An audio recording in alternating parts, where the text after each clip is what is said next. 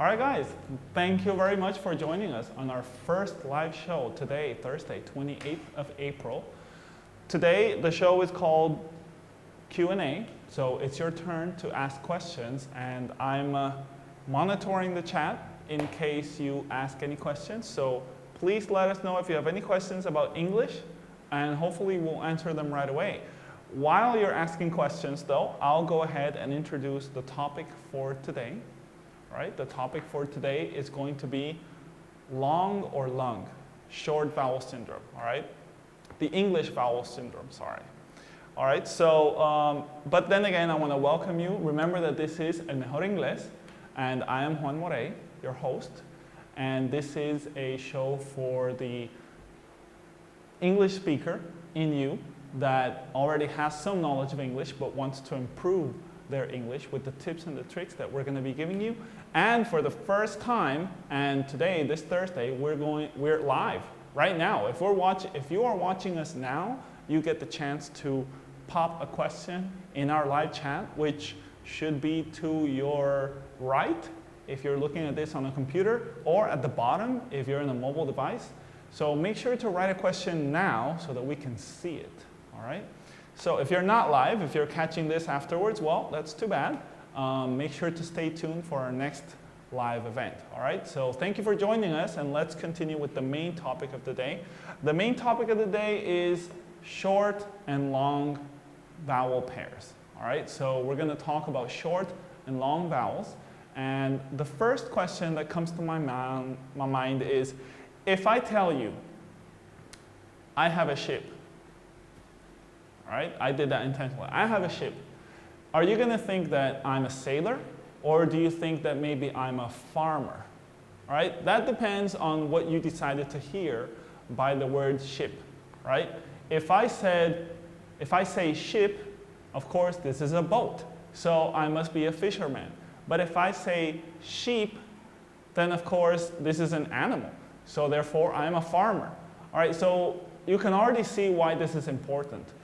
The difference between ship and sheep is that sheep, the second word, the animal, has a long vowel, all right?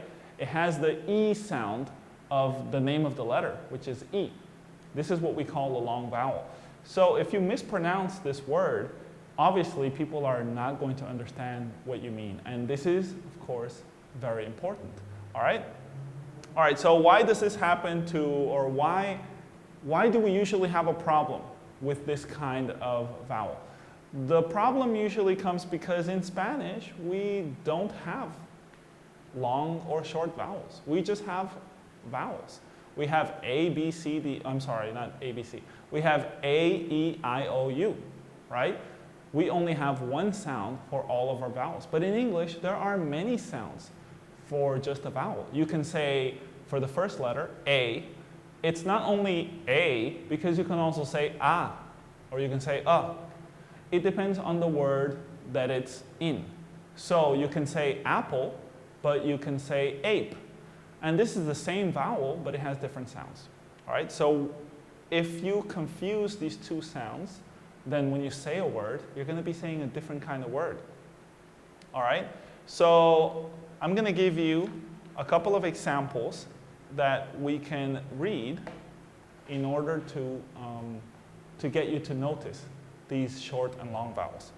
All right, let me give you an example. The first example is, of course, the first one I used, ship and sheep. All right, so the first one, ship, sheep. The same sound, but the first one is the short vowel, ship. The second example that I have here with you is not and note. All right, not versus note. The third one is not or not. Okay, not is the negative, and not means zero. Then we have batter and barter, right? Batter and barter. The next one you will recognize, it's pull, like when you pull a door, or pool, like when you go to a swimming pool. Then we have taught, the past of teach, or taught, which is just, I think it's a baby thing. Oh, I don't know why. Anyways, the next one is fool, like someone who is, I don't know, making stupid jokes. Fool. And the next one is full, like when you can't eat any more sancocho, right? You're full. So these vowels are pronounced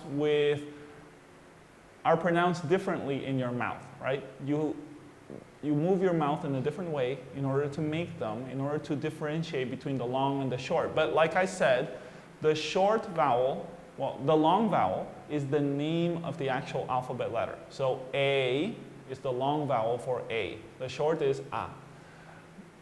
E is the long vowel for E, and the short is E, right? So just like that. We're going to go over them later. And you make them by moving your mouth in different ways, and also by using a different amount of time saying the letters.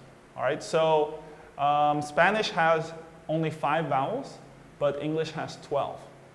So that kind of brings it into perspective. You have 5 vowels in Spanish, A, E, I, O, U, but you have 12 in English because you can say the different vowels in different ways. All right, so how are you going to fix this issue in the future? The first step is, of course, to be aware of the issue. If you are aware of the issue, then hopefully you will keep your ear out in order to avoid these kinds of future mistakes. But it's going to take a lot of practice. And also, one thing that you can do is record yourself. If you record yourself on any device like, I don't know, a cell phone, a tablet, or something that you can use to record your sound, and then later you will be able to play this sound while you're reading something, then you can catch yourself and you can see whether you said the wrong vowel or the right vowel, right? A lot of practice will go a long way to correct this issue, and I'm sure that you can definitely do it with these tips. Now that you know what you're looking for, you will definitely be able to do it. All right, guys. The next thing I want to mention is, of course, our expression of the day. Our expression of the day is up in the air. All right? Up in the air is an expression that means what? I mean, literally, up in the air means like what? An airplane? Superman? A flying bird or something? No, not really. When we think that something is up in the air, it means that we really don't know if it's going to happen or not. If you have a meeting tomorrow, but your boss tells you, you know what, that meeting, it's still up in the air. I'll talk to you later about it. What he means is that he's not sure if the meeting is going to happen or not yet. So when something is up in the air, it's doubtful. You know, you should make another plan just in case. All right, so don't stay up in the air about this. Make sure that you use this phrase. You know, when you're not sure, tell your boss that whatever it is, it's up in the air, boss, and let him figure it out. All right? So let me see if we have any questions. We don't have any questions yet, but hopefully you guys will join us, right? We really need you to be a part of the conversation, so I don't see any questions yet, but as soon as we do, we're going to go and focus on that. All right? So the next thing, of course, is a message from our sponsor. We're going to mention that now. Remember that our sponsor is Progressive English Services, and we have a message from them to you. Si usted conoce a alguien que quiere mejorar el idioma inglés o que está en el aprendizaje, no le podemos recomendar un mejor sitio que Progressive English Services. En Progressive English cuentan con el mejor sistema de aprendizaje comprobado y tienen los mejores profesores y académicos para que usted continúe mejorando su idioma, su inglés. Puede contactar a Progressive English Services en el teléfono 809-732-5150 o visitando su página www.pes.com.do. Así que si visita este enlace, que está también debajo en la descripción, puede visitar el enlace, podrá llegar a la página web donde puede hacer contacto con Progressive English. Si conoce a alguien que necesita inglés, no les recomendamos un mejor sitio. Este es el mejor sitio al que pueden ir. Gracias.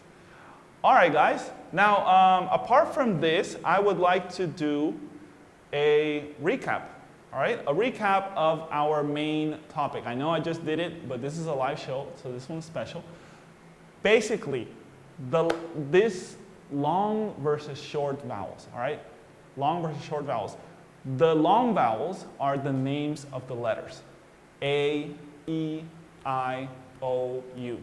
And the short vowels are different sounds that you can hear in different words, right? For example, for A, it's A, like an apple. For E, it's E. For the I, it's E, like in ship. For O, it's O, like in pop. And in U, it's kind of a weird one. It's like in the word but, you know, oh, but I don't want some. Instead of saying you just say like umbrella, right? So once you start hearing the difference between the sounds, then obviously you will be able to improve your pronunciation, right? And also, obviously, improve your comprehension. Because if you say the wrong word, if you say, oh yeah, I want some fish and chips, you don't want to say fish and sheeps because they're going to give you the wrong thing. All right, guys, so let me see here. Now, what I would like to do is obviously, if you're still watching us, you have got something to do to help us. I want you to invite the people that you know to share this video, right? You need to be sharing this video everywhere. If you know people that need English, that can improve their English by watching these videos, you need to hit the like button right here and the little share button, which is right next there. And also, make sure to subscribe, guys. If you subscribe, you will get a notification of when the next show and the next live shows are going to be. But you have to keep sharing this video in order to help me and to help me help you guys. Because the whole point here is that I want to help you guys to improve your English. And the more people see this show, the better it'll be for all of us. Because we will have tons of questions that we can answer. And then you will hopefully gain some expertise in your level of English. All right, so I want to thank you very much for being a part of this first live show. And you guys have a great rest of the afternoon. Thank you very much for watching. All right.